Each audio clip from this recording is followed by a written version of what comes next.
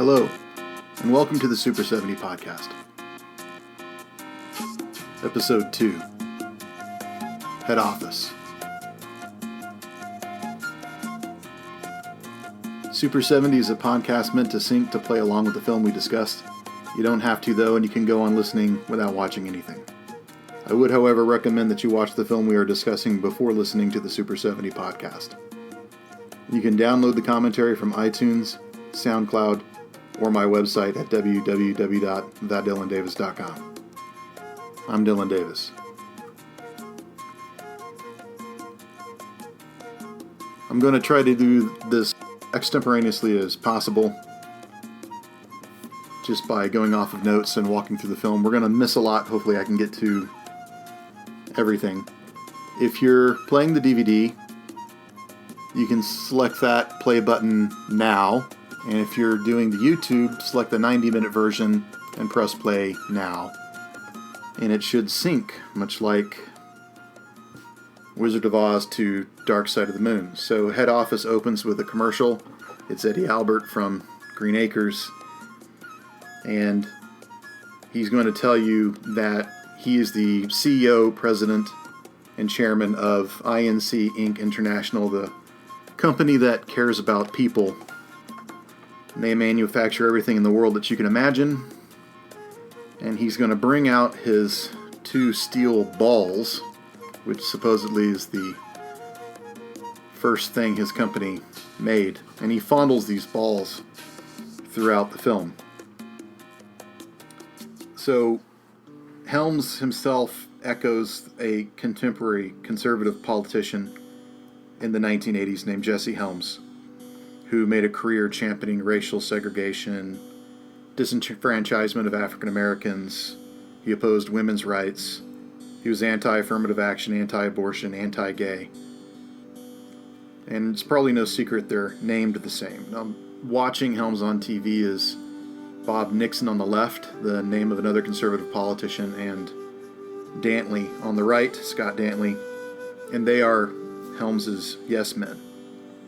We're going to get into the plot in a minute, but effectively the plot is INC wants to shut down a plant nearby in Allenville and move it to South America to a generically named company. And in order to do that, they want to get a senator in the Senate that's going to head a committee named Jack Issel to investigate the deal. They want to get him on his side, so what do they have on him? And Nixon comes up with something out of Hoover's FBI. He says they laundered campaign through his banks, kind of like out of Watergate. His wife is a heavy boozer, kind of like famous politicians in the 70s that I won't name. There's some hookers running around, like other politicians in the 80s. And then men's room shots is what Nixon brings up. So that is kind of contemporary with John Wiener and dick pics and some senators from Utah being caught in airport bathrooms looking for gay sex. This is William B. Davis, a Canadian actor who is most famous now for playing Cancer Man in The X-Files. So Dantley and Nixon go to this graduation ceremony to meet with George Coe, who's playing Jack Issel Sr., who is the senator who heads the committee that investigates corporations in Latin America. They're going to get to him by offering his son Jack a job at INC after Jack graduates with his MBA. Now, Jack here is played by the hysterical and always likable and lovable Judge Reinhold, an everyman. And Jack is going to help this biology student lose her virginity. And we know Jack's superhuman now because he's actually going to make her orgasm on her first time. This is an experiment to her. She's checking her vitals. And to her, this is just business. Sex is just business to her. We'll see later. The rabbits, of course, standing in for human beings and their sexual appetite. As you can tell by the credits, everybody in the world that was working in the 1980s is in this movie, and we'll eventually get to that. So we start off in what looks like a very Ivy League environment. And Jack's going to be a little bit late for his diploma. Now, I love Head Office, and I love the 80s, but I think that I'm the only one. A lot of historians don't like the 1980s. Not many of them have very nice things to say about it. They think that it's a decadent decade. I hear that a lot. And as composed to what is my return? Like the 70s? It's more decadent than the 70s. But that's the general idea in academia. And they see the 80s filled with films like Rambo and RoboCop, and they're not real hip on Reagan America, and they're not real hip on 80s culture. And they think 80s music is a sham. I grew up in the 80s. I had a lot of fun in the 80s, and 80s culture, 80s film, 80s music meant a lot to me when I was growing up, and I don't buy into this idea that culture in 80s America is bankrupt. I think it's very rich. And this film, although it's hostile to corporations in the 80s, here's this handshake here. I guess that's what this sex is. It's a business arrangement.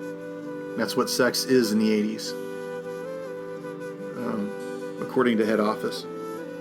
But I reject this idea that there's nothing valuable in this decade simply because it's a decade that had a conservative Republican president.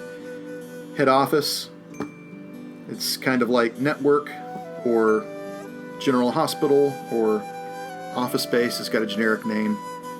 Office Space is similar subject matter, but it tackles things in a different direction. Ken Finkleman here is his credit. He's the director and writer of Head Office. And he came up with a brilliant script that I think went 90% of the way. And we'll talk about the Deus Ex Machina ending. So the poster for Head Office actually had a huge dollar sign on it that was shaped like a building or a phallic symbol, I guess. And the tagline was, "Join the lunatics that run the world's most irrational multinational." Helms here is flying in to work in the morning as Jack Issel is just getting out of bed, and he gets a book from his dad called How to Win Through Intimidation from his father, and we can conclude that his dad used this book in the climb to the top of the political ladder, and he wants Jack to do the same. And so intimidation, which is completely different than ethics and morality, is how you succeed in business. And the rest of this sequence for the next 20 minutes is Jack's first day of work. And it goes by very fast, and it's very crowded. And I hope I'm going to hit all of the points here.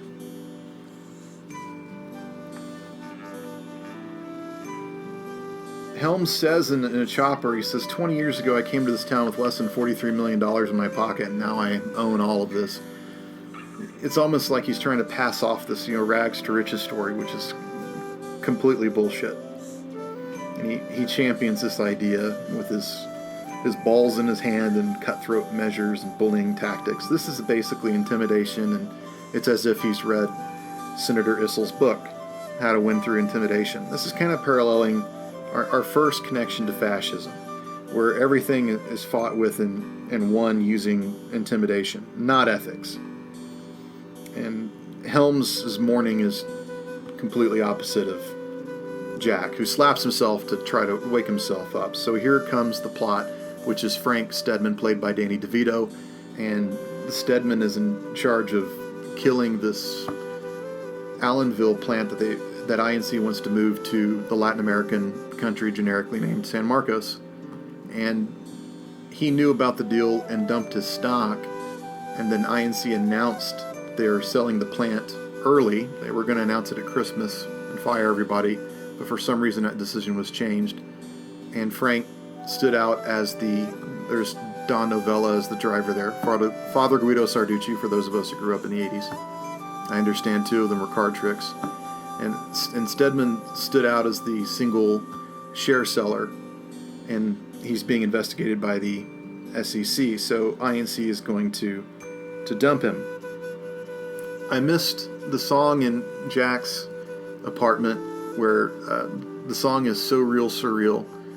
So real, comma, surreal. And it's kind of parodying what Jack is going to see, which is he can't believe that in the situation that he's in, that people behave like this, act like this, and this is big business in America.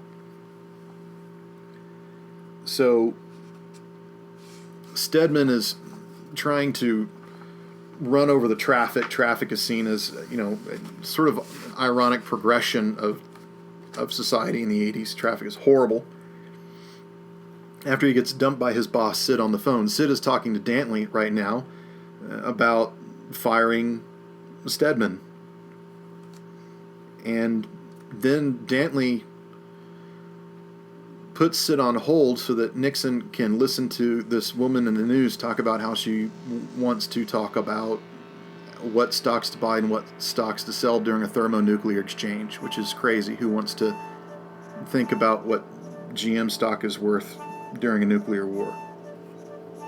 But Dantley gets back on the phone, tells Sid, hey, Helms wants him gone. Here's Helms coming in here. I own this building. I own that building. I know that guy. Blah, blah, blah, blah, blah. I love it up here. Yeah, it's good to be the king, right? It's kind of like Mel Brooks in History of the World Part 1, which was around, I think it was the year before. So here's Stedman looking for Dantley in the halls of INC, trying to save his job. And Danny DeVito's perfect for this role. You see how everybody towers over him. And here's Jane Seymour looking at a nude men's magazine, which is on sale in the lobby of INC. And they're talking about feminism and women power. And Jane Seymour puts the Penthouse mag back, and she gives the fist of power. But then she interrupts it to go talk to Stedman, who she's clearly sleeping with, in order to get a promotion. And she doesn't know that the ball is dropped yet. Stedman tells her, and all of a sudden, Jane Seymour, whom I should refer to as, the hot in this film, I think, for the rest of the film, she all of a sudden just backs out. She says, well, I got racquetball all this week and all this other things. And racquetball, we'll learn later, is a sport of intimidation used in corporate America to get what you want. So here is Wallace Shawn on the left. Everyone knows him from The Princess Bride, Inconceivable. And he plays Hoover. Kennedy's on the right, so you have more presidential names. Hoover's talking about how everyone hates him. And Hoover says, no, not everybody hates you, but, it's Monday. Stop acting like it's Friday. And the reason everybody hates Kennedy is because he's a lying cheat who stabs people in the back at the first opportunity, and you'll see that in the next couple of scenes with Kennedy. So here comes Helms off the landing pad with Brian Doyle-Murray as this wonderful part he's got as this astronaut who is assigned to deal with an advertising company to sell toilet paper. So we know everything's full of shit. And Dantley is pushing the same phrase to everyone he meets every morning, which is, you've always been a hero, sir. And we'll see later when he meets other people, you can assume that he's saying the same thing, and some of the people that are coming are not that particularly worthy of being called heroes. So here, Hoover finds out that he is got 8 months to live, and he's crushed. He snuffs out the lamp on his desk, which is basically his career, his life. Stedman racing through the hallways, and he comes into his office, and they're already ripping up the carpet, taking out the furniture and everything. And Jack is supposed to be reporting to Stedman because that's what Max, the HR rep, told Jack on his answering machine. So Stedman is pissed. I'm not dead. And he storms off again to Dantley. And here's Max getting slammed up against the wall by Danny DeVito. And he acts like, oh, this is normal. It happens every day. It's no big deal. You won't be reporting to Frank Stedman. He's just been fired. So let's find another place for you.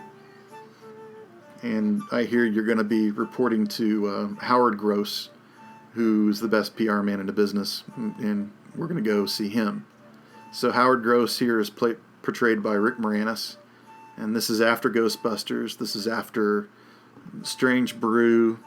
This is after his entire SCTV career, and Moranis plays up this guy Howard Gross who has to sell this story to the media that INC is the company that cares about people, which is the tagline that Helms uses in his commercial, almost like the Tyrell Corporation, more human than human. This is their motto. We're the company that cares about people, and they're closing the Allenville plant, which is going to put 25,000 Americans out of work. So rather than deal with that, because that's not a subject that he in PR can sell, he passes up that, and he doesn't want to talk to his wife about her dead father. Instead, that he would rather talk to his mechanic about fixing his Mercedes, because that's what's important in Howard Gross's life, his Mercedes, if you can believe it or not. So just in case you missed it, Max Landsberger's played by Richard Masur. We'll get into a little bit more of him later, but he's imbued with lessons that he tells Jack. Lesson number 1, beware the furniture movers. When the axe falls, they're always the first to know. People see them coming and they shit. And you'll see more of these humorous punctuations throughout the film that tell you a lot about Max and Max's character. Howard Grossman is... We'll get back to him in a minute. Here's Stedman looking for Dantley. Where is he? The prayer breakfast. And then he answers, Jesus Christ. And then he leaves. Here's Gross again saying, this decision is crap. I didn't make this decision. That was somebody else's decision. I just approved that decision. This is our second link to fascism. That's actually what... This is not elite.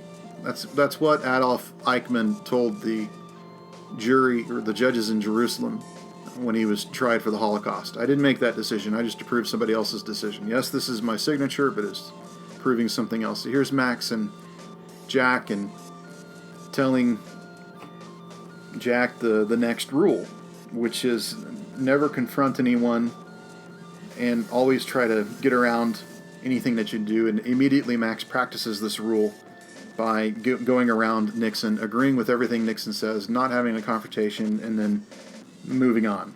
And Nixon, of course, just lies to him. And then here Nixon reinforces his belief that, if everyone were a good Christian, then this company would not only be the biggest, it would also be the best. So we know that the prayer breakfast is designed to intimidate people. And if you're not a white Christian, you really don't belong in the prayer breakfast. And here is Brian Doyle-Murray again talking about what INC is about, what America is about. And it's a very scary list of moral order, vitality, national defense. We don't need homosexuals in our society. And some other scary topics. Foreign imports being one of the evils that America has to fight off. And on the heels of that, Max telling Jack that, the secret to survival is never make a decision. The minute you do, you get screwed. And this is coming up here. Stedman again pushing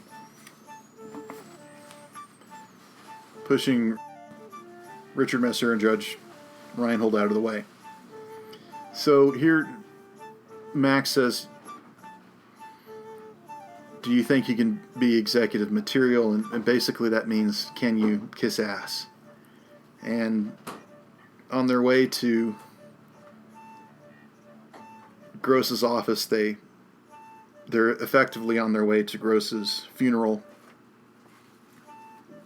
and we can predict that Gross here is going to have a heart attack. And you see his blood pressure rising unbelievably high. And believe it or not, he says, I love this business, which is absolute crap. He hates this business. He'd rather talk about his Mercedes. So here the Gross's secretary is having a conversation with another secretary whose boss wants to meet with Gross, and she can't get the point across that Gross is actually dead, that he can't attend the meeting. And people have this hard concept of even someone's life being worth anything. Instead, they talk about, but he's supposed to be in this meeting, and all they care about is their jobs. That's the kind of corporation this is. I only care about what I have to do in order to get my job done, because I'm being intimidated by my boss to do X, Y, or Z. And that's all that matters at INC. And the agenda is being set by the top. And what does Jack have to do on his first day? He's got to carry the second boss he was supposed to report to the gurney. And there's a complete lack of empathy around him, except for Max, who just kind of goes with the flow. And Jack's just kind of amazed at it. So Max says, well, let me set you up with Mike Hoover. He's got a great future at this company. Then we cut to Mike Hoover, played by Wallace Shawn, and we know that he just found out that he's got like 8 months to live or something. And so he confides into this to Kennedy, Al Kennedy, and first thing Kennedy does is run to the prayer breakfast to tell Nixon, because he thinks that will give him advantage. So these are presidential names. Nixon is a known liar and a Republican that mismanaged the economy. Hoover. So these are the people that work here. Kennedy promises to keep the secret. We'll see how long he holds that promise. And this is funny because previously he was talking to Hoover about how nobody trusts him. Everybody thinks he's an asshole. Well, it's because he does stuff like this. And when he runs to the prayer breakfast and he tells Nixon this, Nixon says, Jesus, what does he have? And Kennedy replies, well, he's got the entire Latin American division. And Nixon's like, no, you idiot. What disease does he have? This never enters anybody's mind. Here's Brian Doyle-Murray talking about social disorder, drugs, homosexuality, racial impurity, foreign imports. You see everybody in this room is white. So this racial impurity, this is on par with National Socialism through and through. So there's Jane. She's the only woman in the room. I think she's the only woman in the company. And here's Frank getting his goddamn lousy $22 Timex for 15 years of service. So he's gonna toss a chair through the window and jump. Dantley is talking to Jack in the next scene, and he says, the company is a world unto itself. The company giveth, the company taketh away. The strong survive, the weak fall. And he says, Jack, it's not going to be easy on you, but I'll tell you this, you'll be a better man for it. And there's no way anyone watching this film is going to believe that line. And we're only 23 minutes in. Everyone sees INC as what it is now. The only honest person in the company is the guy he's shaking hands with. There's a complete lack of empathy. There's an overemphasis on masculinity. Even Jane doesn't have her hair down. She has her hair up. She's looking at men's magazines. So you're looking at some awesome immoral business values mixed with very overemphasized masculinity, overt sexism, overt xenophobia, and a complete lack of empathy for fellow human beings. And this is all masked in a Christian message that we all need to be better workers in our nation and better Christians. It's kind of disgusting. And if you've made it this far, you can make it through the rest of the film. This, in effect, all of these things, all these emphasis on masculinity, which is not masculinity at all, it's jingoism, it's misogyny, it's the sexism, the xenophobia, the lack of empathy, all of that is basically encased into one word, and I'm going to say it now, and you can freak out now, it's fascism. That's what fascism is, that's what it does. And so when they go to the prayer breakfast, they're not really talking about Christianity. It's their form of Christianity, which is only white, which is only masculine, and which is responsible for everyone's career. So you better do it or we'll get rid of you too. So Max says you're not going to be starting under Hoover because the rumor is and it's only been a couple hours. The rumor is Hoover's going to be dead in 8 months. How does he already know this? Well, everybody's talking about it. And here they run into Rabinovich, who's going to be the only other decent guy in the company. And then John Hudson shows up. John Hudson, blue eyes, blonde hair. He is what INC wants in an executive. But Jack is going to get all the attention because his dad is a senator, and Jack knows this. And here's Max exercising that rule. Don't confront, get out of the way, and avoid confrontation. And of course, Jack is faced with the complaints department. And these are the WACP FSMML feminists. And then shortly after, he's going to deal with the child psychologist for a free Poland against whaling. And then he's going to deal with this homicidal maniac looking for someone he's stalking who used to work for INC. So you have sympathy for Jack here, and you might have a little bit of sympathy for INC because these complaints are so wild. But instead, what you get hit with is someone normal with a normal complaint about a real problem, and that's the Allenville move. And that's going to be brought up by Lorianne Engler here, who's going to play Rachel. And she's got a petition for Jack, 25,000 signatures, I think, to save 25,000 jobs. And Jack's not going to handle it very well. He's actually going to basically hit on her during the interview. And she's going to dismiss his attempts as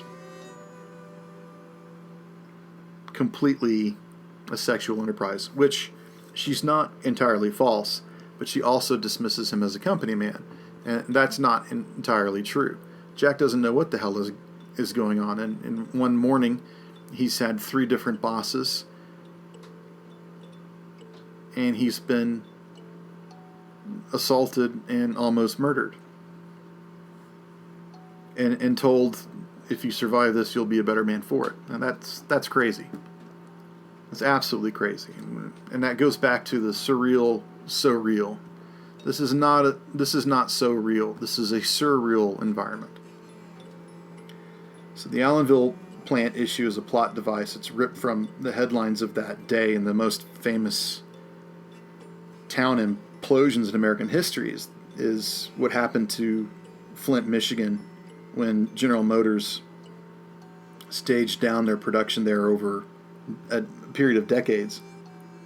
And it was one of the most thriving blue-collar communities of the 1950s, but Flint saw, the Great White Flight, and they had an oil crisis and plant closures, and had a dramatic impact on Flint's economy and sociology.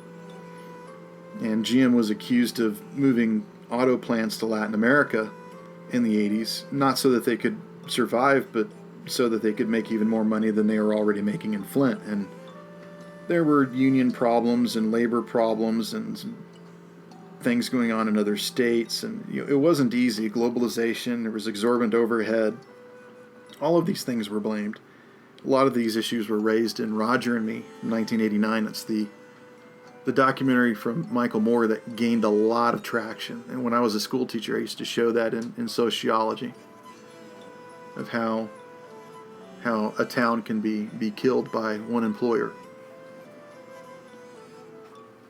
Now, if the GM of GM, the CEO of GM, I should say, Roger Smith, who's in Roger and Me, if he removed his glasses, he'd look a whole lot like Helms. There's a visual similarity. Moore did another film called The Big One in 1997, and he takes a union worker from a Flint production line to Mexico, and then the worker finds his job that he used to do on the line in Mexico.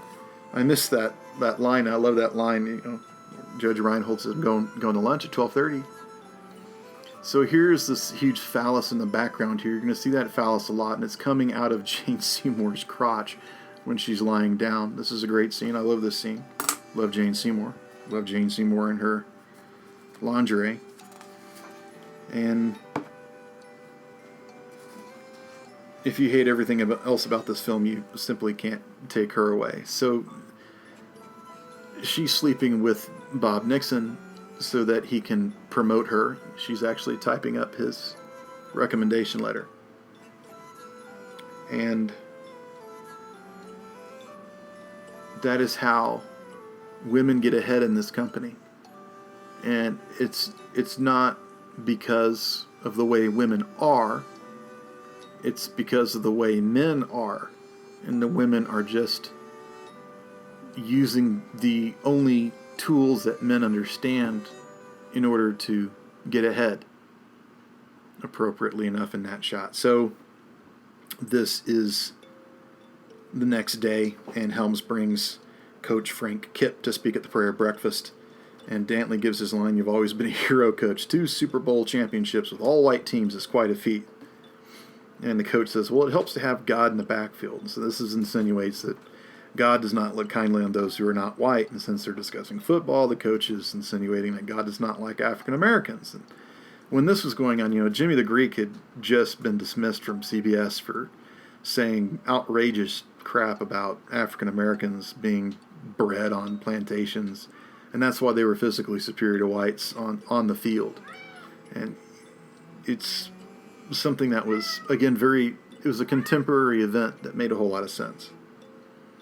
And then they say, promote Jack, because we're going to make the Allenville move. See Jane Seymour rub the phallus here with her hand, and Jack just nods, and she's really happy because she's got her promotion, head of PR to PR division head, whatever the hell that is. And whatever office she has this phallus in their office to show who's in charge. And the phallus will pop up, no pun intended, whenever you see Jane, who will always have her hair up, even in this situation where it's actually hanging out the back. And in other scenes, she looks extremely masculine. Red being the color of power, which is her shirt here. So Nixon's pissed because she won't go back on a date with her. She says, I'm busy. And Nixon's so pissed that he leaves. Jack feels uncomfortable, but Jane doesn't care. And he runs into Rabinovich, who's wearing tape on his glasses and has brown shoes. Now, Rabinovich is not necessarily a Jewish name, but Nixon already pigeonholes him because of his appearance, and calls him Rubenstein and Rosenberg. And if you had done that now, you'd be looking at a major lawsuit. But in this company, it's okay to denigrate and downgrade Jews because they're not Christian. They don't share your values. And then he says black only in this corporation. Well, why black only in this corporation? Well, that's what the SS wore, was black. And that's what Nixon is he's a freaking Nazi. So Jane here is looking at this petition about the Allenville 25,000 and tells Jack, write up a report on this. I want to know more about it. And we're going to step off of that into some more of this relationship. Sorry, I'm getting caught up in watching Jane Seymour go back and forth. The movie's a whole lot easier. So this black guy roller skating right past INC executives, it kind of tells you a lot of where society is and where it should be. In the 1980s, African Americans had a lot to catch up to. They had a lot to put up with, and they had a lot to pass, like bullshit executives in suits. So here's Rachel trying to convince these guys, look, Allenville is closing. And here's Jack eating another phallic symbol, a hot dog. But he's not normal because instead of ketchup on his hot dog, he's got mustard.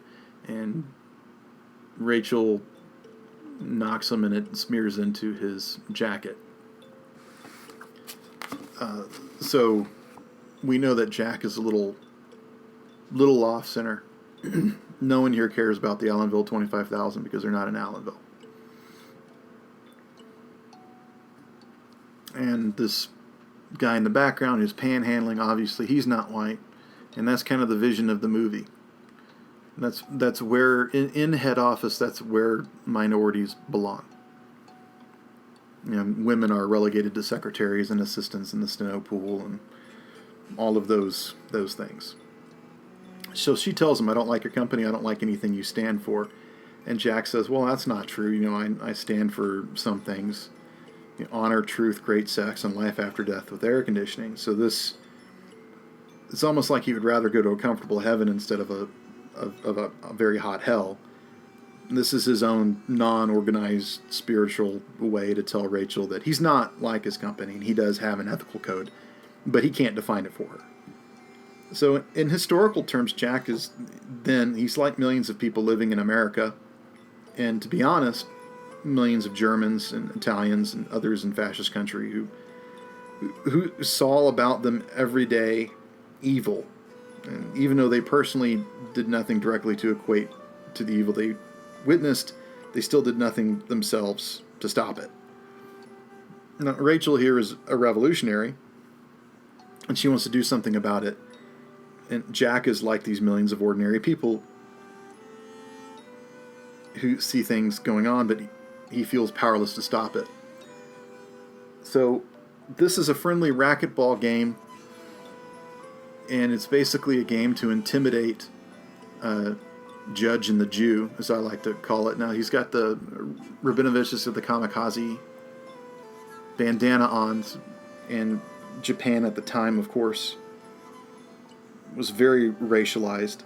And this is an image from the Second World War that portrayed Japanese pilots as insane, suicidal, and content to die in the service of their emperor. Attire, where that's an image that Americans saw of the Japanese at the time. And who are they playing? Two blonde, blue-eyes guys. So, again, racquetball is a game that is exploded in the 80s, and it's a sport that was hoarded by elitists. And I won't go too much into that because I played racquetball in college. So there's a heavy anti-Japanese sentiment in the 80s. This was due to a rise, the failure of the American auto industry to cope with these changing markets or compete with better products. So people talked about Jap crap, and they used that to describe Toyotas and Hondas and Nissans, and those were inferior to Fords and Chevys and Chryslers, and the cars were smaller and they had better gasoline because they had to compete with these larger American cars and get them an edge over the competition. And you can see that in the film, you know, Sal's enormous limousine, for example. So Rabinovich takes on this personality, this Japanese personality, which is the only one that can beat the white Christian businessman at his own game, racquetball. And he shows that he has a greater commitment, a Japanese-like commitment. And we hope that can crush American corruption and immoral business ethics, but it just can't. Not in this film. And here Jack says, you know, he just wants to do the minimum. He just wants to keep the old man off his back, and And Rabinovich actually feels for Jack, and he says, like, well, if you can get away with that, that's great, but you get the feeling that Rabinovich doesn't have that type of opportunity. His dad probably isn't a senator. The job wasn't given to him. He had to fight for his job in an interview to get it, and being a Jew, he's singled out for discrimination and persecution in this company. So he's got to walk carefully. It's amazing that he even showed up to the racquetball game because he stands so much by losing. So here Hudson, who just lost the racquetball game, finds out that Jack's been promoted again. He's upset. He can't take it out on Jack because he's the new golden boy. So instead, he's going to take it out on Rabinovich. And Hudson's showing some sexism here too, some overt sexism. I see how they are smoking in the background. That would be a $5,000 fine today, I'm sure. So there are lots of things in the background that make me laugh. You'd see decided lack of anything electronic. Jack's going to write an email, and I think it's the only computer. There's 2 computers in the entire building. So INC is a bit of a dinosaur, but it is the 80s. And Hudson's going to screw over Rabinovich here. And then we cut to a strip club, which was perfectly fine in the 80s for businessmen to take off during the day and go and make objects out of women so that they could feel better and then go back to work and be misogynist to their secretaries in the afternoon. Jack shows up here. He says, "What's going on?" And says, "Well,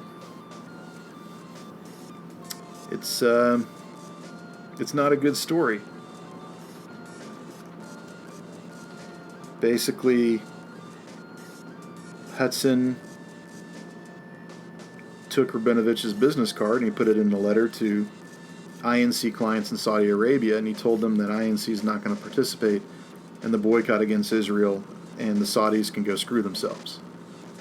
So the Saudis, of course, were upset, so they told INC basically, you need to fire Rabinovich, and INC didn't think twice.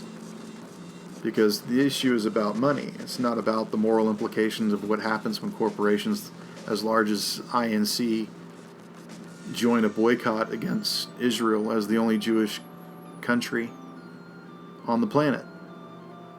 And not going into those politics, but INC is not going to make any decision which costs them money on the profit line. They would rather pay fines and fire people and send certain numbers of them to jail. That's great. Now, I'll put in a story here because, I better wait. So here, Jack's pissed off Hudson so much that Hudson runs to security and tells him keep an eye on him, so that security is looking at Jack's email. And Jack is talking about cooperative plant ownership, where the 25,000 employees of the Allenville plant can be offered shares, and they can buy those shares, and they can own the plant themselves. That way the plant will not have to move to South America. It can just stay in Flint. Well, INC is not going to put up with that. And so, of course, these guys show up like the Gestapo with their sunglasses and their jacket. And this is the company that cares about people. They walk in here and, did you write this? And is this your report? And, are you now or have you ever been Jack Issel? And this speech here that he gives, you're promoting the workers, controlling the means of production. That's anti-property, which is anti-business, which is anti-Inc. International, which is anti-American, which is anti-Christian, which is anti-life and pro-abortion. If I had my way, I'd take you people in the street and have you shot. My Lord, really? Because you're trying to save some people's jobs? So he has lunch with Dantley and Nixon, and they brush off the security check, and they say that his idea to relate company policy to the company image as the company that cares about people is misguided. And possibly, I think he says this, subversive. That's a loaded word if there ever was one. Subversive. And then there's this tennis match that goes on between Nixon, the yes men, and Dantley. And whenever a contradiction occurs, Nixon backpedals immediately. And Jack is watching this, as Nixon is a complete brown-noser. And following this is Dantley's blatant revelation that INC doesn't just save money if they move the Allenville plant to San Marcos, but they stand to make millions in asset depreciation and tax refunds if the town dies. And at the moment of the word dies, actually the conversation switches to Hoover, and they talk about what does Hoover have and how long does he have to live, and when do you think it's okay to start moving his assets and his duties and responsibilities to other people. And Jack is looking on as really appalled, and Nixon says, well, I can step in and do this. And he's already dead. And Dantley's got to tell him, well, no, he's not. He's right over there. I mean, Nixon is at a table right behind him with Kennedy, and it's a completely tasteless conversation. And Jack is amazed at the lack of empathy. And then, unbelievably, Kennedy says, no, I didn't tell him. If I told him, then my wife and my kids should be drug out in the street and shot today. And we're used to colloquialisms like this. We say, I killed that guy, or I do, we don't really mean it. But Kennedy probably does. He's being very cavalier with his word and what it means. And Jack jokes, well, why don't you just have him killed and get him out of the way? And you see Nixon leaning in on Dantley to see what is Dantley going to say, what's his decision. You can see Dantley run the traps, and Jack is just appalled. He's like, oh my God, they're actually thinking about it. And Nixon's ready to jump in and say, I'll take care of it.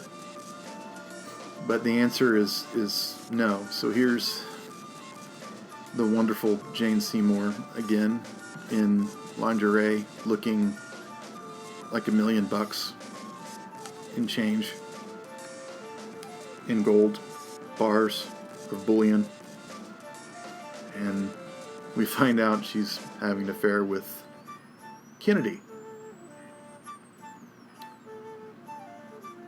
And I suppose you could say at this point, didn't everybody have an affair with Kennedy? I guess in pop culture that would be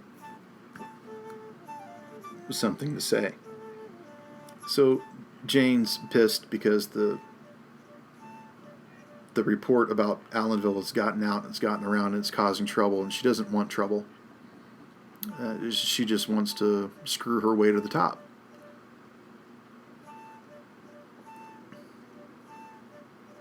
And Jack is trying to steer his way through this controversy. So Jane Seymour gives a wonderful monologue here, and this might be the last time we really see her in force. But she admits that at one time she had a heart, and she admits that she started this way so that they could do great things once they had the chance to get the power to do them, and then you get the power and you find out that you can't do these great things. It's just not possible, because when you have the power, you forget why you wanted all that power to begin with. And this taps into the corruption that consumerism and capitalism, that money brings. This band is General Public.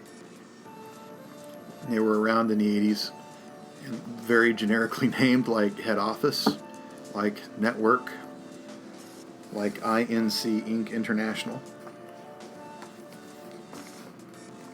And Max comes in and he says he's listening to Dylan.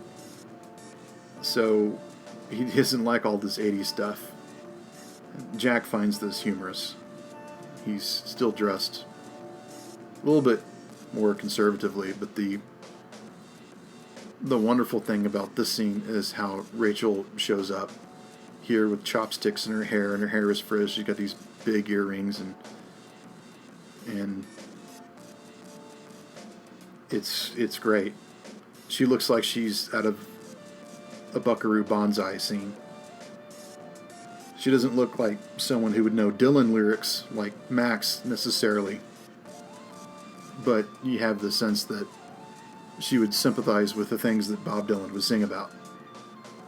So there's a lot to the scene. You could take this further into punk rock, and what does punk rock mean, and who plays punk rock, and who listens to punk rock, and who do they like, and who do they not like, and what was 70s punk rock. And it was largely about starting over and rejecting basic societal norms, but 80 punk rock, when you look at other groups, and not necessarily the ones that were created and controlled for sale by Malcolm McLaren or something, but around that whole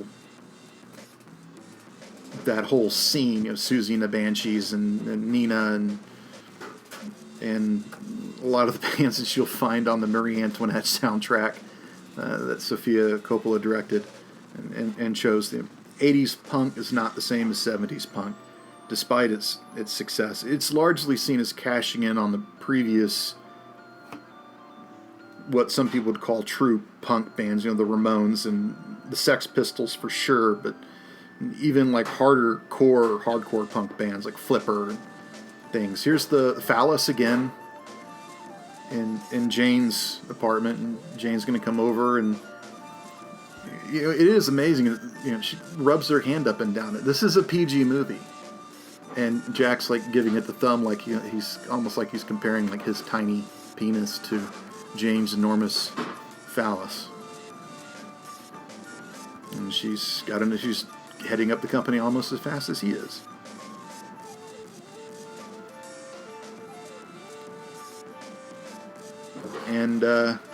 And she looks great. She looks almost like Audrey Hepburn in that shot. And Jack's amazed by her narcissism. I am perfect. I love this scene.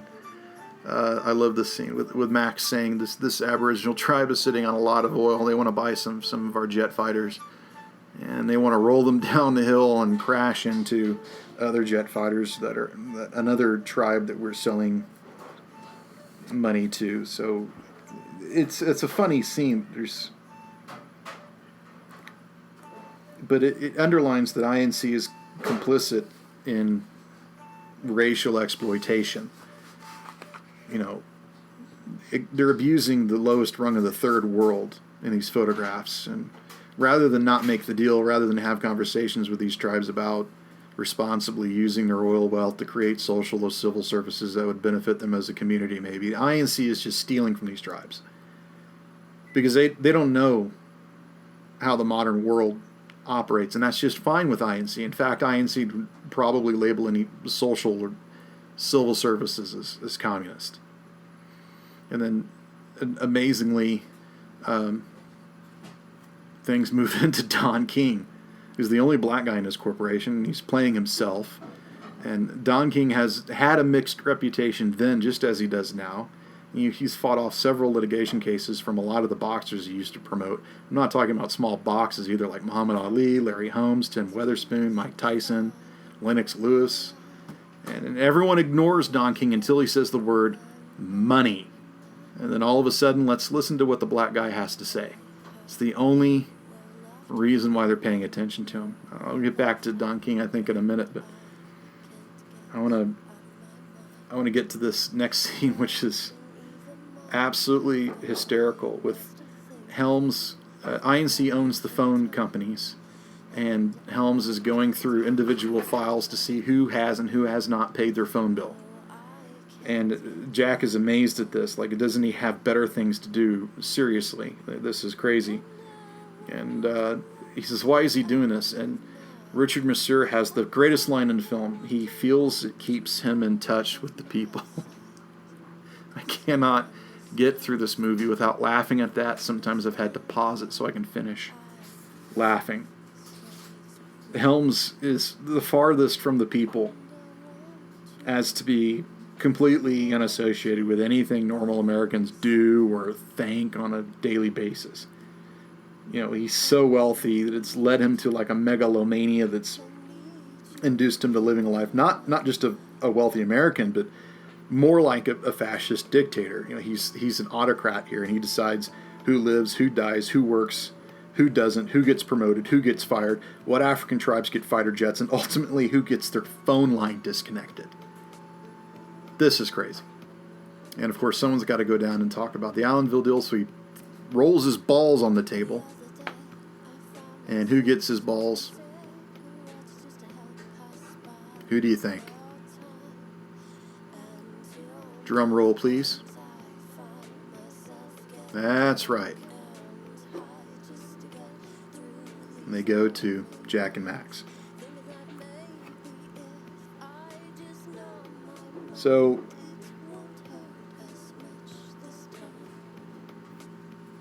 I'll talk a little bit about Don King going back there in his cameo. You can see what INC thinks of African Americans. He's the only black person in this meeting.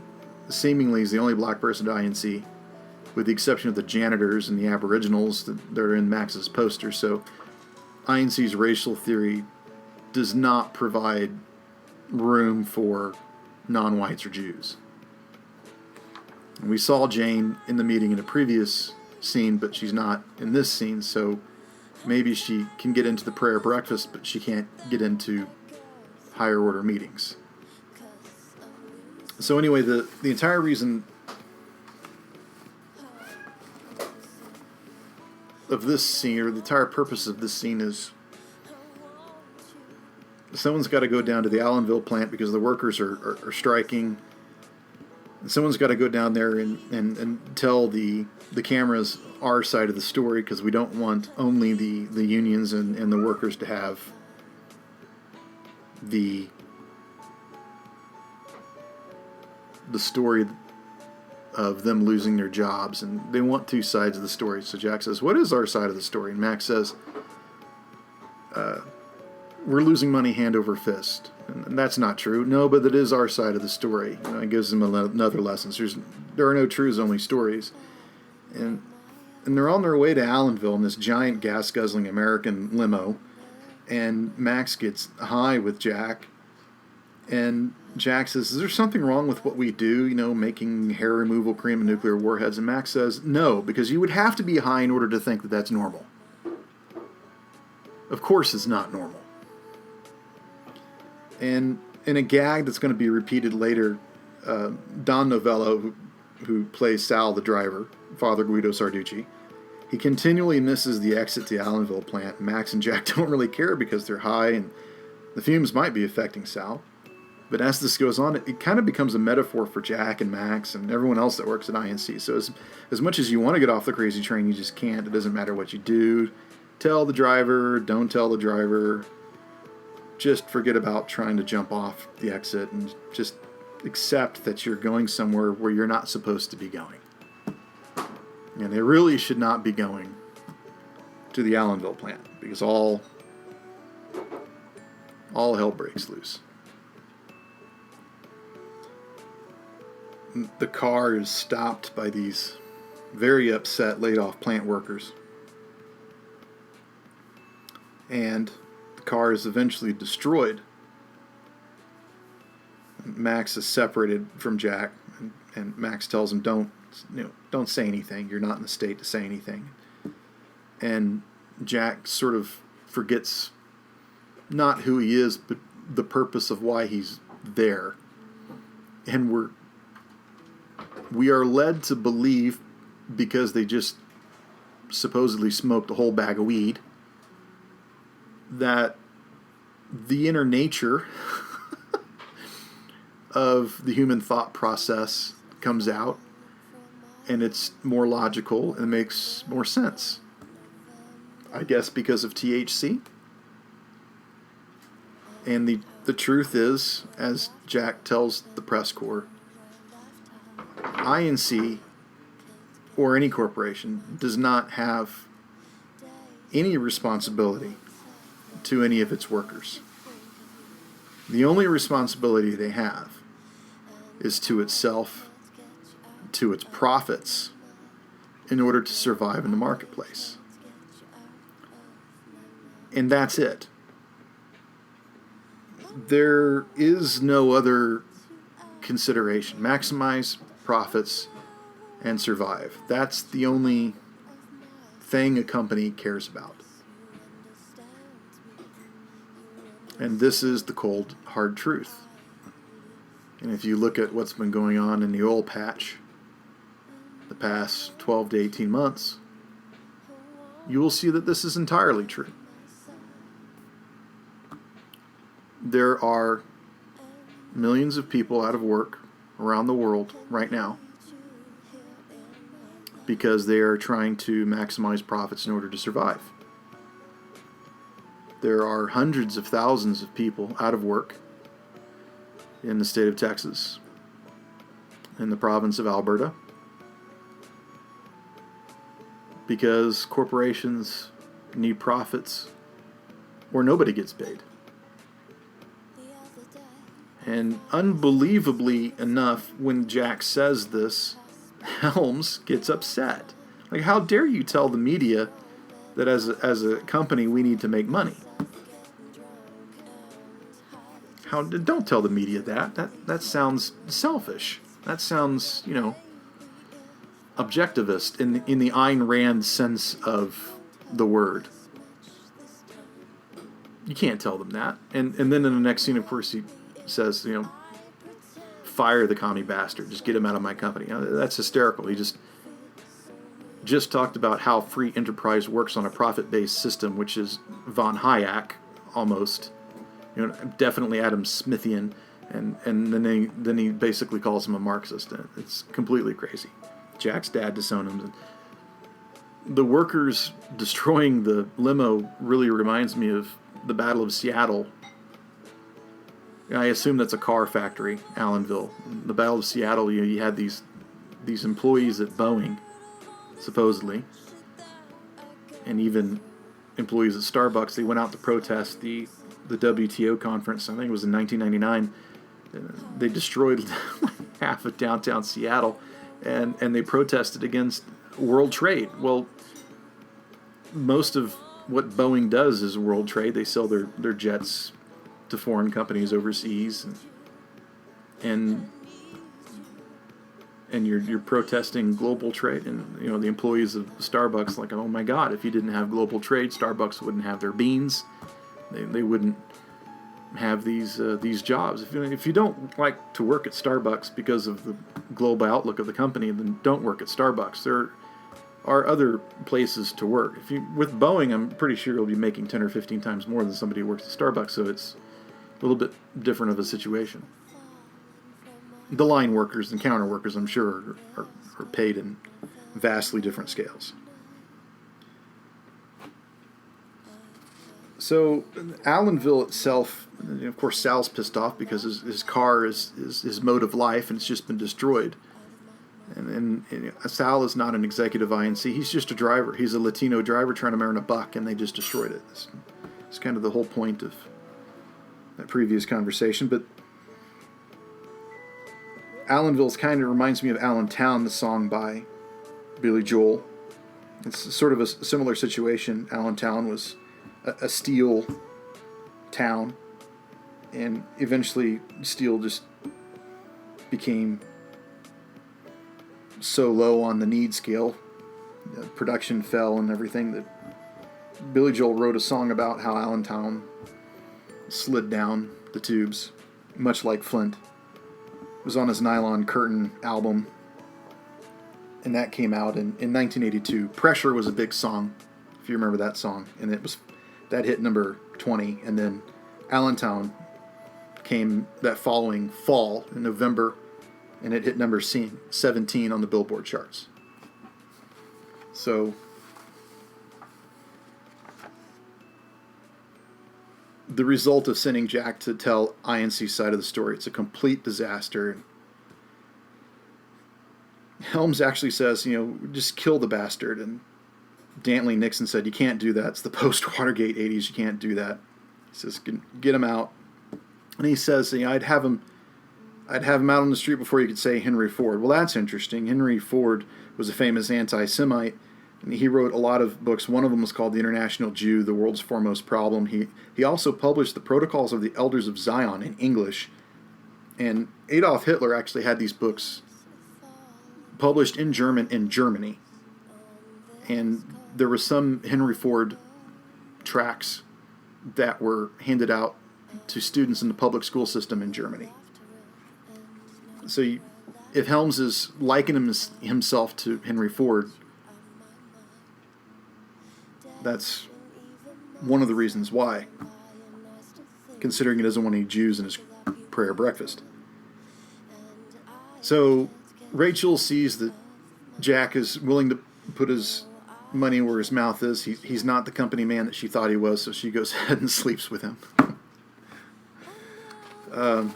Not a terribly convincing role of a woman in a film, but it works for this plot. And Jack comes in and, hey, his office is being cleaned out. So he's guessing that he's fired. And here's this interior designer deciding that none of his swatches match Jack's suit. Things go haywire when the editorials decide that Jack Issel Jr., son of the Senator Jack Issel Sr., was actually just telling the truth about how corporations really work, and that's okay. It's okay because they were honest. We'll go really quickly through the cast. Eddie Albert, whom I dearly love, and if you're my age, you remember reruns of Green Acres on UHF. And if you're my mother's age, maybe you remember him as the comic relief in Roman Holiday with Gregory Peck and Audrey Hepburn. And George Coe, who plays Jack's dad, he got his big break in Kramer versus Kramer, but he was in lots of stuff. Simon & Simon, Scarecrow, Mrs. King, Remington Steele. I remember him from Max Headroom. Danny DeVito, of course, had Taxi and Romancing the Stone under his belt. Rick Moranis, we've already discussed. Jane Seymour got her start with this guy hanging down here in the middle of the ceiling. And Max at the table. He's just hanging here in the middle of the room, so I guess Rabinovich was wrong. Like the ceilings aren't low enough. They are. It is too high. So that was a little bit of a joke coming back to before. Jane Seymour got her first big break when she played Solitaire at an extremely young age in Live and Let Die, the James Bond film. And she's had a brilliant career in television with George Coe ever since. And then Wallace Shawn from The Princess Bride, we were talked about that. Brian Doyle-Murray most famously played the caddy manager in Caddyshack. See that blood? Pick it up. That's the guy. And he was also the mayor of Punxsutawney in Groundhog Day. And he is the eldest brother, I believe, of Bill Murray. They have a lot. There's like 10 Murray brothers and sisters. And I think Brian Doyle-Murray is the oldest. And then Lauren Ann Engler, who, despite a wonderful performance, never seems to have worked again, and I don't understand why. She's perfect for this film. She looks lovely in it. And I wouldn't mind seeing another 10, 15 movies with her. And then Judge Reinhold. And he was huge in the 80s. He had his breakout with Fast Times at Ridgemont High, Ruthless People, Gremlins, Beverly Hills Cop, Offbeat, vice versa. Hasn't been very visible since, but he still works very consistently. So here, Helms reverses himself. We got to keep him on the team because he's popular. We got to save Jack, and Helms basically reveals the further the plot of the movie. There's a general in San Marcos who won't play ball. He's in charge. We need to remove him and put in another general who will take our money. And we need Jack to help this out. And that means we need Jack's dad to be nice to us when the Senate investigation finds out what we're up to. This is a realignment of American interests abroad. That's how Helms says it. So on the way to the prayer breakfast, and I'll get to that actually, this guy, he looks very Japanese. He's actually speaking German. He's not just speaking German. This is actually an audio file or an audio reel of Adolf Hitler. This is Hitler's voice speaking that they've played over the movie.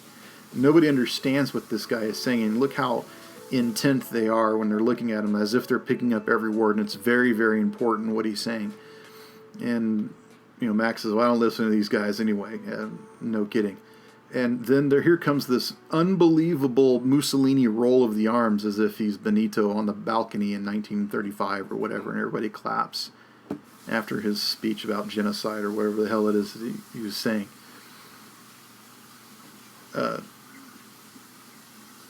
If you stop and think about that scene, you start to realize just how completely screwed up that scene is. It's messed up. Don't think about it too much because you'll get angry thinking about it. So, going back to the plan, or to the walk to the prayer breakfast, or Jack says, oh my God, this place is absolutely bananas. And Max says, hey, you're going up. Everything's fine. But you see, Max has kind of hit a wall. Things are so loony now that not even Max is responding. But Max tells Jack, listen, the reason that you're just flipping out is because you're actually one of the very few sane people here. And because nobody with a sane mind would work at INC and do the things that we're doing. That's why Jack is having a hard time dealing with it, because he has a sane mind. So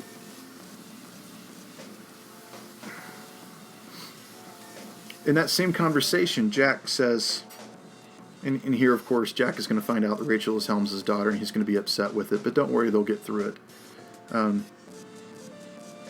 Jack says, what is the prayer breakfast about? And Max says, I pray to the gods of greed, pray to the gods of money, the gods of volcano, the tree gods. And it's almost like Max is saying, really, God has nothing to do with it. And he says, when rule number 79, when the tough get going, the weak get screwed. And he tells Jack, it's okay, it's all right. Just go and worship the gods and move on. And Jack's really not willing to do that. He feels like he's losing a little bit of his soul, and then when he sees that Rachel is working for the soulless monster that is in charge of all this, he's very confused. He doesn't know what's going on.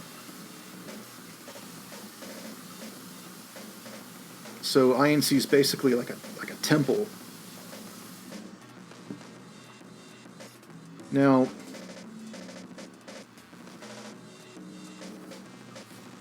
he goes to Helms' house and spills his coffee, and he sees Rachel, and he destroys the Stradivarius violin worth millions of dollars, and he only finds out, of course, that, like everything else about INC, it's a fake. The violin is a plastic, cheap imitation that's built to mimic the sound of a Stradivarius for $49.99. So we're left the impression that everything is not what it is. Rachel is not a working class girl. Jack has retained his job at the expense of morality. And INC's products that are meant to serve mankind are actually cheap imitations built to fool people.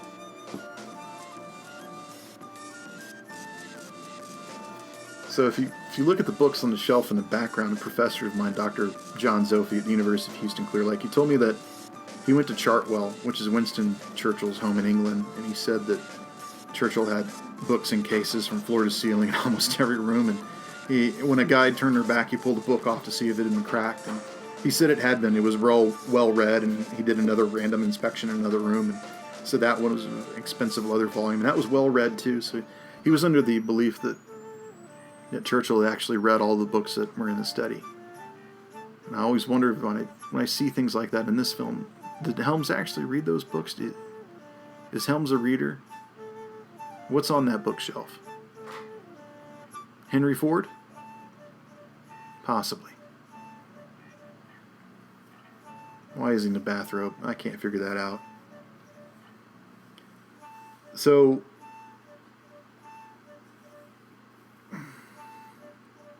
here Helms explains his plans for taking over San Marcos solely so they can exploit the people there as consumers for INC's products. So not only is INC going to move the Allenville plant there, but there's a franchise chicken chain that's going to come up in a little bit we're going to learn about. And we're guessing that Helms is also going to teach the entire nation of San Marcos how to play the violin, I'm guessing. And effectively, this means that you're replacing one general with another simply because one general has vision, as Helms explains it, and the other one doesn't. But you get the implication that the only reason why one general doesn't have vision is because he wouldn't take INC's money. So this is kind of timely using a Latin American country, because at the time Head Office was released, the Reagan administration was knee-deep in this catastrophe in Nicaragua. You know, there was an extreme left-wing group called the Sandinistas in the 1970s who overthrew this very corrupt regime in 1979, and they continued this horrible reign of terror in the 1980s. But they also brought this sweeping agrarian and property reform, which was the largest redistribution of wealth in Nicaraguan history.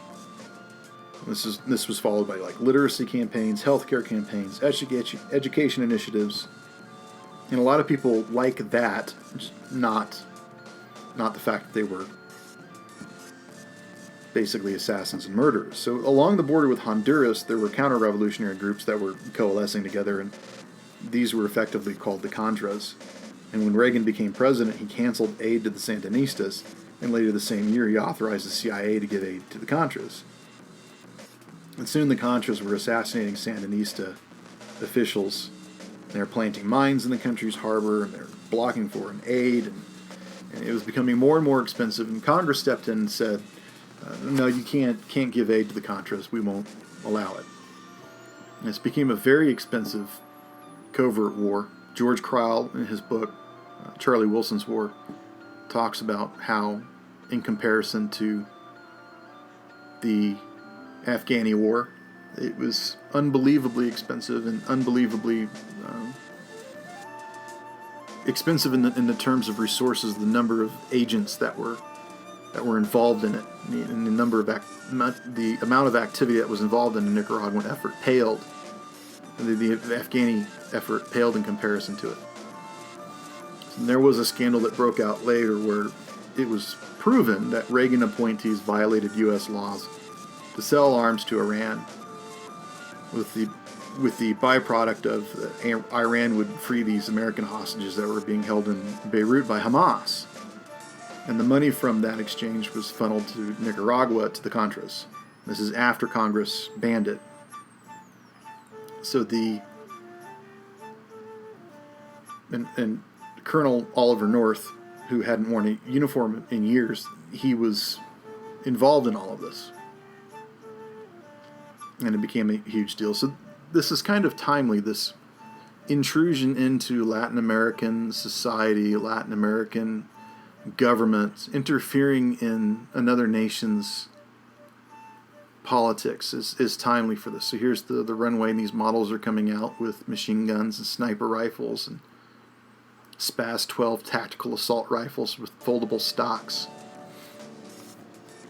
12-inch coin silencers, and they look like Lou Ferrigno, and to choose someone of the time. And Helms tells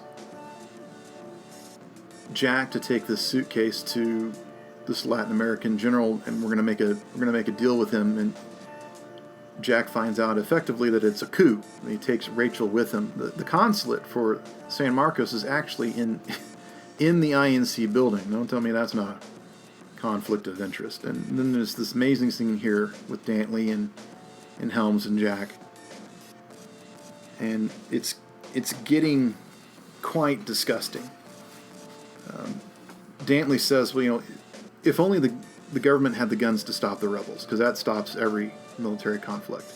Just add guns to it. The killing will stop if they just had the guns, please.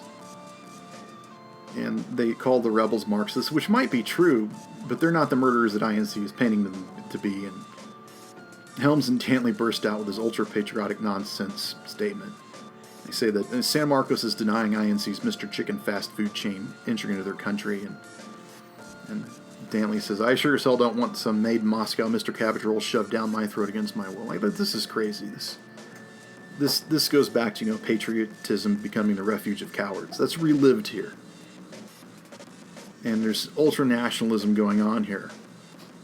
And fascism rears its head. And Dantley might as well be saying, Ein Volk, ein Reich, ein Führer. Jack's got to put up with all of this. And INC saying, the Mr. Chicken franchise is a direct attack on American national security. Totalitarianism, no. Totalitarianism, see. That's crazy. What do you mean? It's good to be a dictator, but it's not good to be a dictator.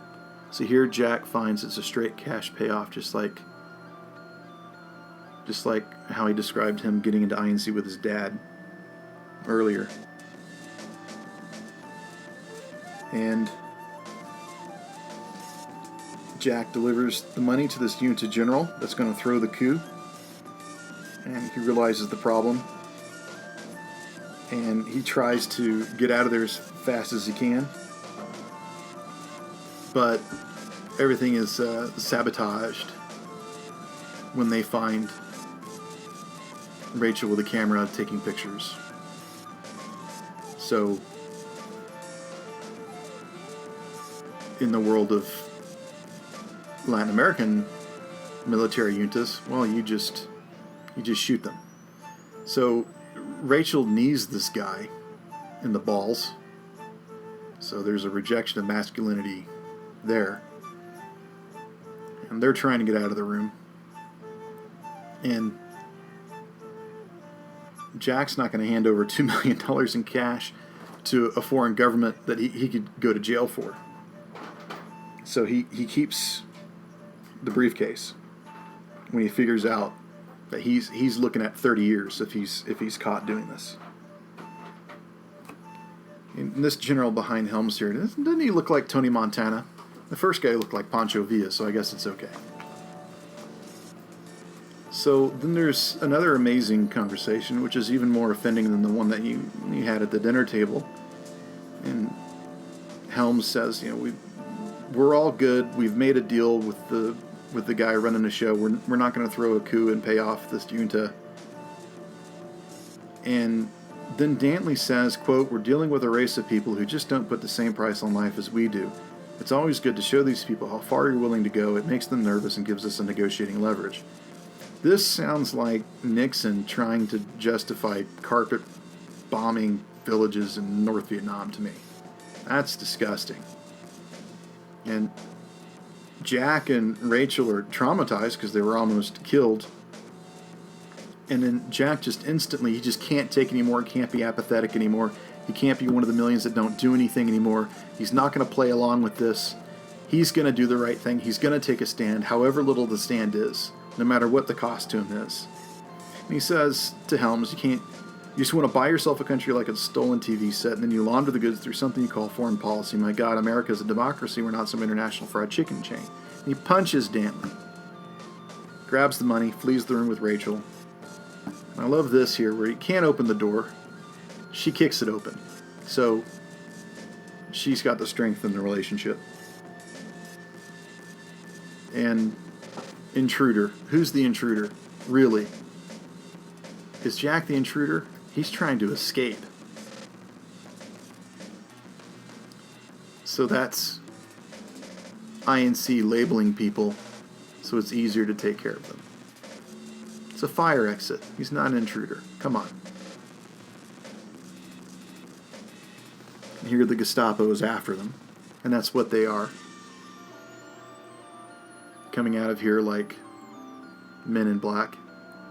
They go into Jane's office, and there's Jane, or God, I hope that's Jane Seymour's legs. The phallus takes a few bullets there and is broken apart. And Nixon starts divvying up everything, just like Dantley divvied up Stedman stuff.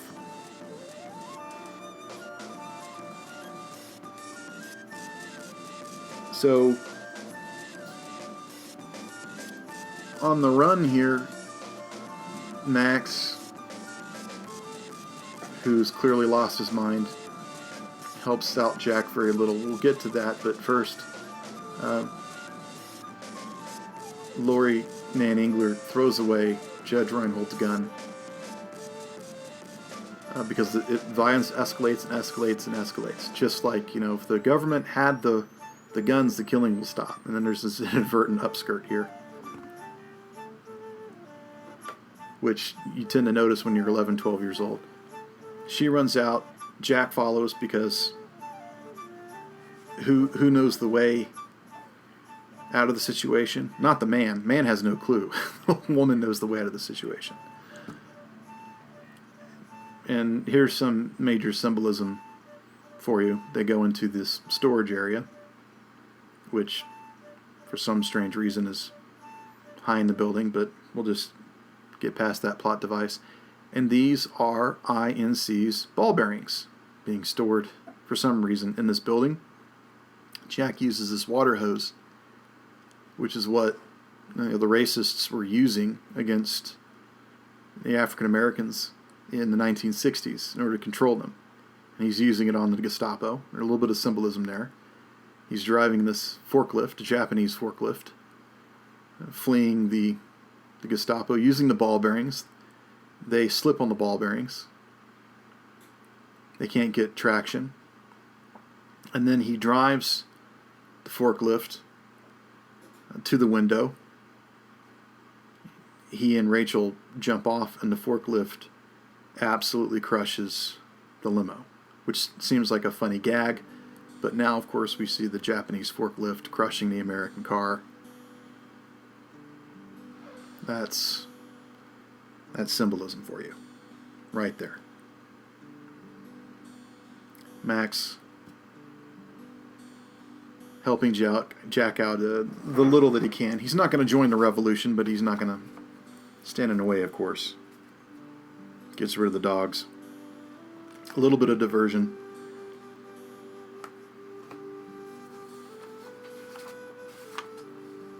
And I wonder what Don Novello is going to do next. So the movie is now over in a matter of minutes. Jack and Rachel escape with the cash, and Jack signs over the cash to the Marxist revolutionaries that are taking donations at the protest outside, and he donates the money in Helms's name, and this enforces a Deus Ex Machina ending. So all of a sudden everything's fine. So in voiceover, Jack explains that his dad is the chairman of the Senate committee that overlooks the Latin American foreign policy, investigates INC and Helms in particular because of this $2 million donation to known enemies of the United States government. So you have to wonder if Senator Issel, does he only do this so that there's no conflict of interest? And what happened to those bathroom shots that Nixon and Danley were talking about earlier? He even asks, are you now or have you ever been a member of the Communist Party? And Helms says, I'm a Christian, I'm a businessman, and I refuse to recognize this illegal committee, which is what the Hollywood 10 told HUAC in the 50s. Helms refuses to cooperate, and he finds himself in contempt of Congress. Rachel gets his shares. Nice scene there of Rachel in her underwear. Sorry. So Rachel inherits Helms's huge share of INC stock. And in effect, she becomes the leading shareholder and the decision maker of the company. So we are guessing that she uses that power and control to put Jack in charge of the company as chairman or CEO or president or whatever the hell it is. And so we don't know what happens to the Allenville plant. We don't know what happens to Nixon or Dantley or the rebels in San Marcos or Max, or we don't even know the uncertain future of an untold number of Mr. Chicken franchises. Instead, we see Rachel in her underwear, which I'm not going to complain about. But she basically is the proof that Jack stood up and did something, and he wasn't going to be passive anymore. So Jack is a man again because he stood up to jingoism. And his reward for doing this is successful sex with Rachel. So Jack's looking down on this helicopter on his way to INC, and he's not looking down on an American city. He's looking down on Toronto, Ontario, Canada, which is where this film was shot. And I can only assume that this was done because it was cheaper for TriStar to outsource this film and move the production to a foreign country because the cost of labor was cheaper in Canada. So we're in the credits now. So from beginning to end, head office emphasizes fascism in 1980s business culture, the ultra-nationalism that's in the movie. It's promoting, what is American and what is un-American. There's jingoism that's apparent in this company that has given no power to any female executive not willing to have sex with her superiors. There's a totalitarian one-man rule evidenced by the CEO who rules over his company like a dictator. He displays chauvinism by holding his balls of steel in his hand and fondling them while he discusses murdering coups in South America to save these Mr. Chicken franchises. The head office is a nightmare of American business.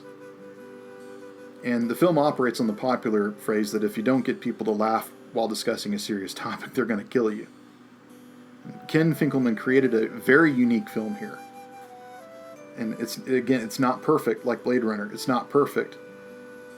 But it's a damn good attempt that displays 1980s business culture as a toxic fascist environment that was racist and that was anti-Semitic, and it had no moral qualms about sending thousands of hardworking Americans out of work just so the company could throw a coup and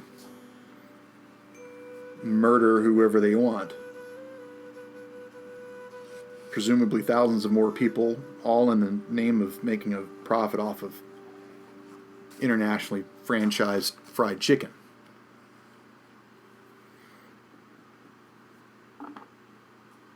Jack is the almost everyman. He's the recipient of favors due to this corrupt system of patriarchy.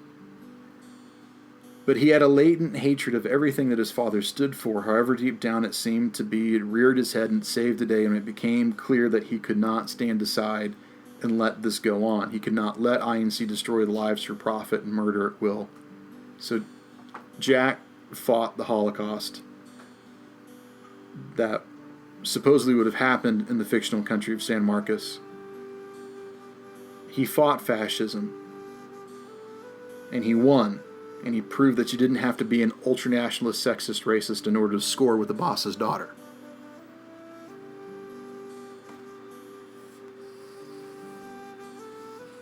Not everything in head office is the nail on the head. Not every company is INC International.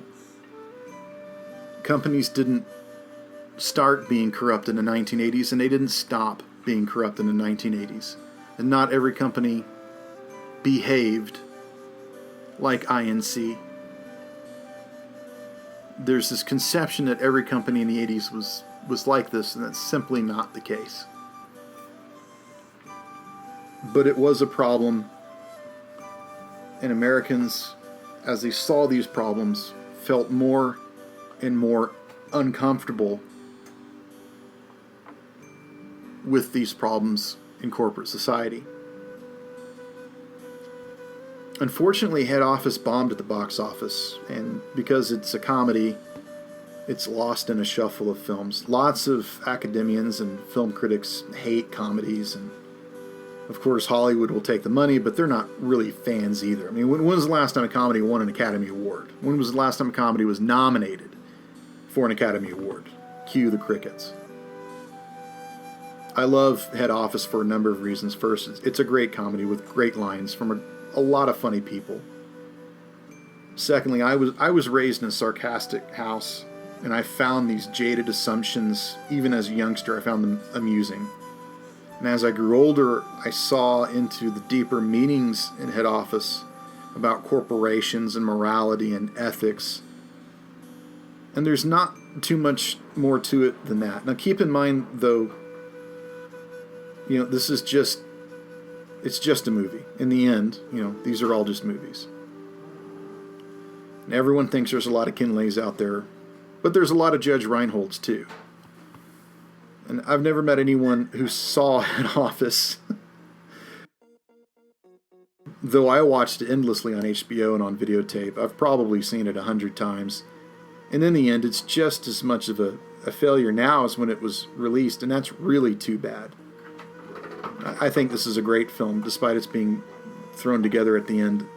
I think it needed much better marketing then, and now it needs like a heavy treatment by Criterion or someone like that, commentary by Judge Reinhold. It's a window into a world we need to remember. INC is just like Enron or WorldCom. And sometimes, just like the company that laid me off.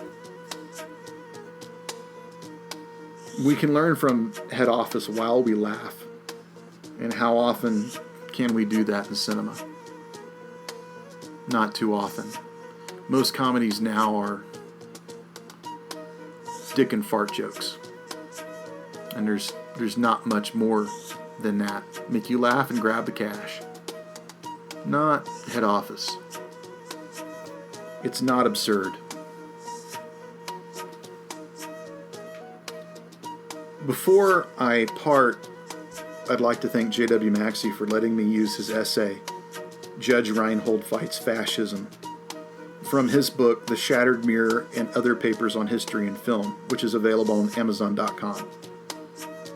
And I used that in heavy abundance, and in some cases I used direct quotes. You can find the link on my website, but JW doesn't have a website of his own. Thanks for hanging out with me the last 90 minutes. I hope you found this interesting. Whether you watched Head Office with the commentary or just listened in your car or drinking on your back porch. Hopefully the latter. The Super 70 podcast is brought to you by Dylan Davis. That's me. You can find me, my podcast, my books, and my blogs at www.thatdylandavis.com. And you can leave a comment under the Super 70 podcast tab. If you're offended by the interpretation of this film, please let me know by sending me an email at thatdylandavis@gmail.com. If you like the podcast, please express this on iTunes by leaving a rating and a review, or on my SoundCloud. You can also find me on Twitter at thatdylandavis, and find my books on my website or Amazon.com. All music on this podcast was written and recorded by Rosalind McPhail. You can reach her at www.rosalindmcphail.com. That's ROZALINDMACPHAIL. Check out her SoundCloud and her other projects. This is Dylan Davis, and we'll be meeting next time with Cindy, the perfect female type, 18 to 25. She's here to sell for you.